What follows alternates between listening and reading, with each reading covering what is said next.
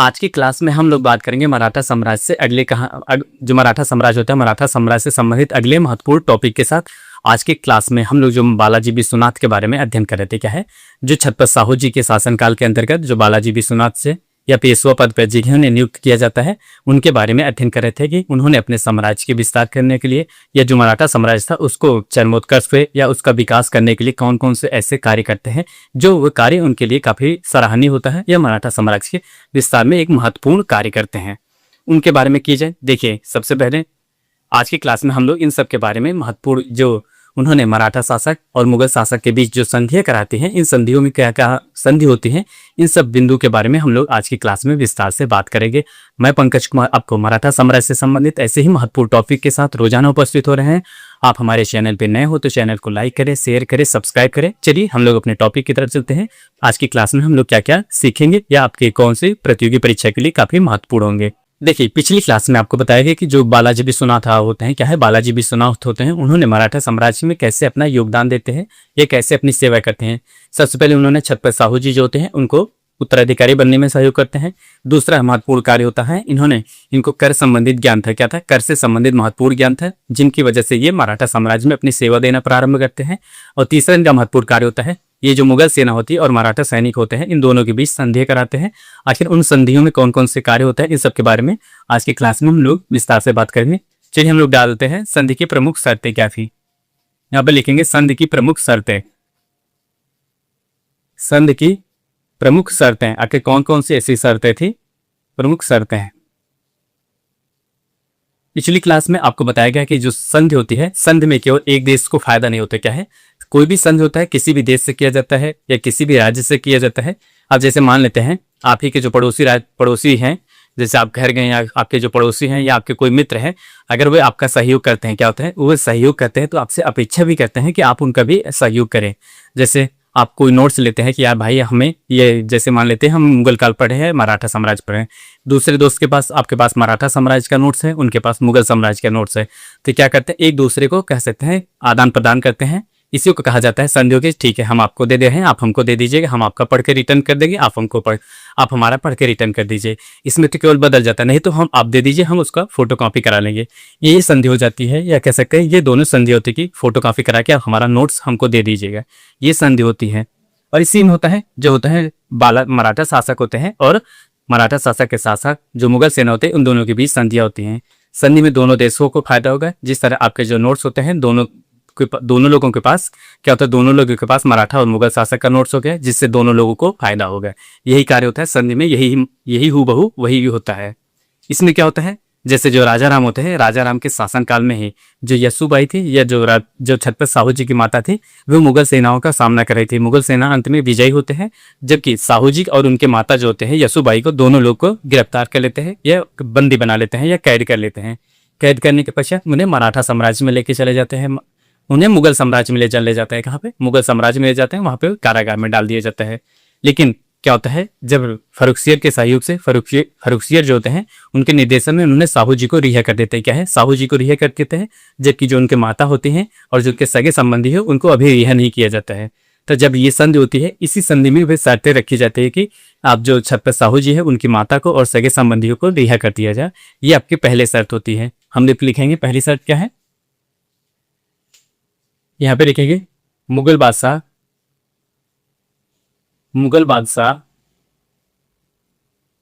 साहू जी से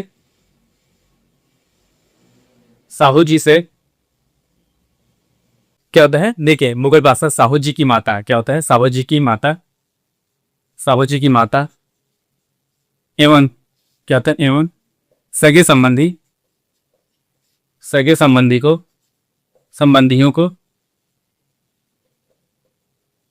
संबंधियों को मुगल कारागार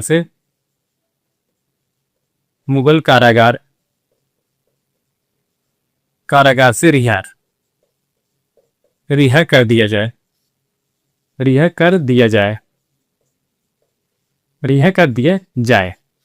ये आपकी पहली शर्त होती है। क्या है, इस शर्त में देखेंगे किसको फायदा होता है। इस संधि में केवल फायदा होता है भी जो मराठा शासक होते हैं, मराठा शासक की माता को रिहा किया जाता है और साथ ही साथ उनके सगे संबंधियों को जो बंदी बनाए गए थे उनको रिहा किया जाता है। इससे साबित होता है कि जो भी क्या होता है, मराठा साम्राज्य होता है, मराठा साम्राज्य को सहायता मिलती है, उनको फायदा होता है।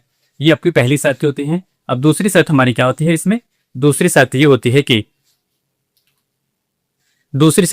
जैसे जब जो छत्रपति शिवाजी होते क्या है, छत्रपति शिवाजी ने जितने बड़े साम्राज्य की स्थापना करते हैं, साम्राज्य की स्थापना के पश्चात जब छत्रपति शिवाजी की मृत्यु होती है, तो मृत्यु होने के पश्चात कुछ ऐसे शासक होते हैं जिन्हें काफी कमजोर शासक होते हैं, जो मुगल शासक होते हैं, मुगल शासक उनके क्षेत्र पे आक्रमण करते हैं। आक्रमण करने के पश्चात काफी हद तक कुछ भूमि जो होते हैं वो मुगल सेना जो होती है, मुगल साम्राज्य जो होता है अपने अधीन कर लेती है।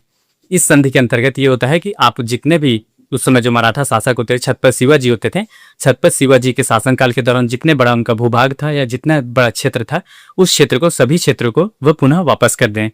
ये यहाँ पे ये दूसरी शर्त होती है कि मतलब जो मुगल शासक होते हैं, मुगल शासक ने जो भूमि विजय प्राप्त कर ली थी, उनको पुनः वापस लौटाने के।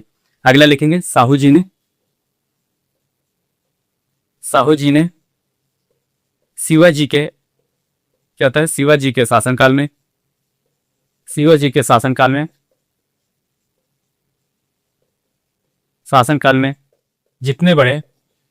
जितनी भूभाग था, पुनः उसको प्राप्त करना चाहते थे, पुनः मुगलों से प्राप्त करना चाहते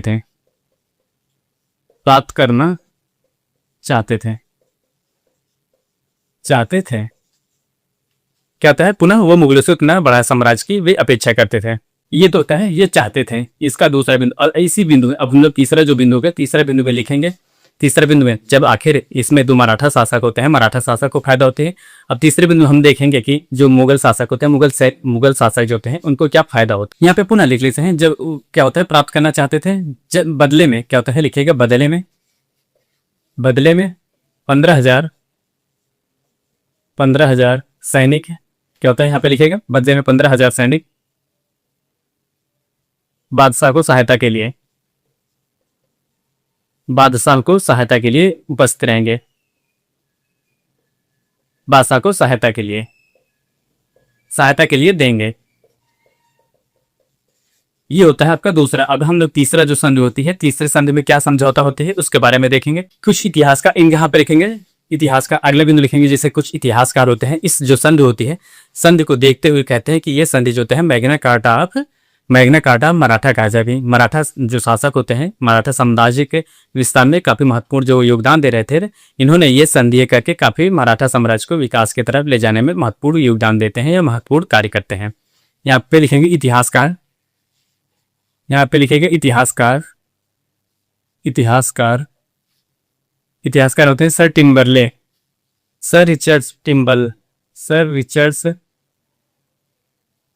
रिचर्ड टेम्बल। कौन थे? Sir Richard Temple. इनका कहना है, क्या होता है, ये कहते हैं कि यह संधि क्या होता है, यह संधि मैग्ना कार्टा, क्या होता है, मैग्ना कार्टा ऑफ मराठा, क्या होता है, ये याद रखिएगा। ये किसने कहा था? अगर आप भी कभी भी आपसे एग्जाम में क्वेश्चन पूछा जा सकता है कि वह कौन से इतिहासकार होते हैं जिन्होंने जो मुगल शासक होते हैं और मराठा शासक के बीच जो संधि होती है उसको मैग्ना कार्टा ऑफ मराठा कहते हैं, तो होते हैं सर रिचर्ड टेम्बल। कौन थे? सर रिचर्ड टेम्बल ने ये कथन कहते हैं कि ये संधि जो होती है मराठा शासक के लिए, जो मराठा शासक होते हैं उनके लिए मैग्ना कार्टा साबित होगा। उसके बाद अब ये तो हो गया आपका। यहाँ पे तीसरे बिंदु हम लिखेंगे। देखिए, इस दूसरे बिंदु में आपको क्या बताएगा, अगर जो मराठा साम्राज्य होते हैं, अगर मुगल शासक जो होते हैं, मुगल शासक अगर उनको जो छत्रपति शिवाजी के समय उतनी भूभाग को वापस कर देंगे या उतना साम्राज्य उनका पुनः हो जाएगा, तो उनके बदले में क्या देंगे, जो बादशाह होते हैं या उस समय जो फर्रुखसियर शासक होते हैं, फर्रुखसियर को 15,000 सैनिकों की सहायता देंगे। क्या है? 15,000 सैनिकों की सहायता देंगे। अगर आपने हमारा जो साम्राज्य था, जो पहले की तरह साम्राज्य हमारा था, उस साम्राज्य की तरह पुनः हमारा उतना ही भूभाग हो जाएगा, तो हम आपको 15,000 सैनिक देंगे। ये संधि के बीच होती है। ये संधि होती है भी शासक इसमें जो होते हैं, अभी जो मुगल शासक होते हैं उनके बीच नहीं होती। ये संधि होती है सैयद बंधु के बीच। याद रखिएगा, ये अभी जो संधियां हो रही हैं किसके बीच? अभी सैयद बंधु के बीच हो रही हैं। अंत में क्या होता है, जब कोई संधि हो जाती है तो उसके बाद उसमें राजा का हस्ताक्षर दिया जाता है, तो वो संधि कह सकते हैं एक सरकारी रूप में या आधिकारिक रूप में, वह आधिकारिक रूप में सुनिश्चित होती है। यहाँ पे अगले लिखेंगे, अगला बिंदु लिखेंगे। देखिए 1719 ईस्वी में क्या होता है, 1719 ईस्वी में जो होता है, देखिए 1719 ईस्वी में क्या होता है, हुसैन अली के साथ क्या होता है, हुसैन अली के साथ जो 15,000 घुड़सवार सैनिक थे या 15,000 सैनिक थे, सैनिक को लेकर क्या होता है, 15,000 सैनिक को लेकर बालाजी विश्वनाथ क्या होता है, बालाजी विश्वनाथ दिल्ली की तरफ रवाना होते हैं। कहाँ पे, हुसैन अली के साथ जो होता है 15,000 सैनिक लेके बालाजी विश्वनाथ दिल्ली की तरफ रवाना होते हैं। जब दिल्ली पे वो दिल्ली में उपस्थित होते हैं, उपस्थित होने के पश्चात उस समय जो शासक होते हैं फर्रुखसियर होते हैं, फर्रुखसियर का गला घोट देते हैं, गला घोटने के पश्चात उनकी हत्या कर देते हैं। और जो अगले शासक बनते हैं क्या है, अगला जो शासक बनते हैं रफी उद्दरजात। कौन, रफी उद्दरजात शासक बनते हैं या अगला मुगल शासक बनते हैं। शासक बनने के पश्चात उनसे हस्ताक्षर लेते हैं, क्या है, उनसे उस पत्र पे या जो संधि होती है उस संधि पे हस्ताक्षर करते हैं। रफी उद्दरजात हस्ताक्षर करते हैं, जिससे यह एक प्रमाणिक संधि होती है। देखें क्या होता है 1719 ईस्वी में हुसैन अली क्या होता है, हुसैन अली क्या होता है, 1719 ईस्वी में हुसैन अली के साथ क्या होता है, हुसैन अली के साथ 15,000 सैनिकों के साथ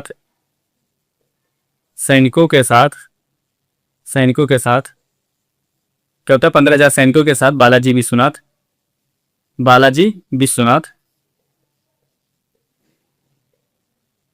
विश्वनाथ दिल्ली की तरफ रवाना हुए।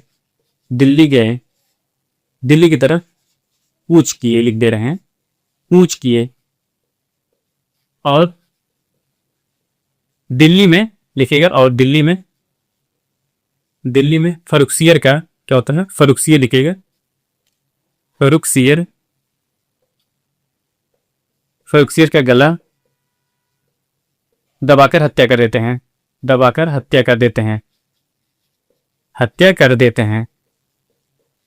क्या कहते हैं, हत्या कर देते हैं।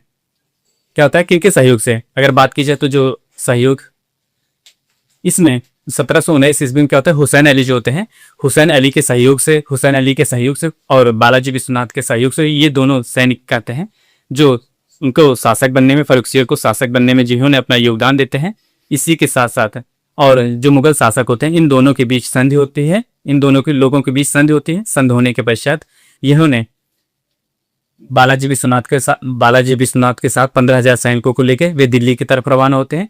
दिल्ली की तरफ जब रवाना होते हैं, रवाना होने के पश्चात फर्रुखसियर का उन्होंने गला घोट के हत्या कर देते हैं। क्या है, गला घोट की हत्या कर देते हैं।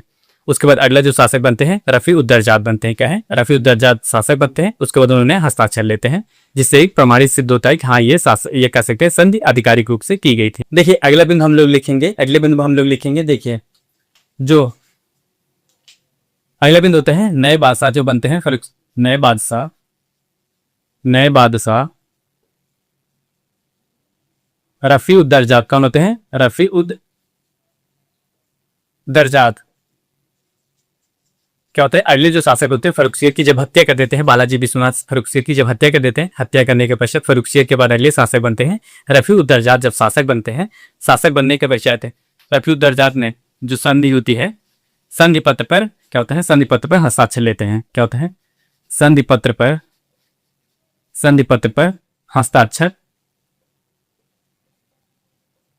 हस्ताक्षर लेते हैं। क्या होता है, इस तरह जो उनकी संधियां होती हैं, ये संधियां महत्वपूर्ण साबित होती है, कह सकते हैं महत्वपूर्ण कार्य करते हैं ये बालाजी विश्वनाथ। क्या होता है, इस प्रकार देखेंगे तो जो बालाजी विश्वनाथ होते हैं उन्होंने अपने जीवन काल में काफी महत्वपूर्ण कार्य करते हैं। इन महत्वपूर्ण कार्य होता है जो मराठा साम्राज्य के काफी आगे ले जाने में कार्य करता है।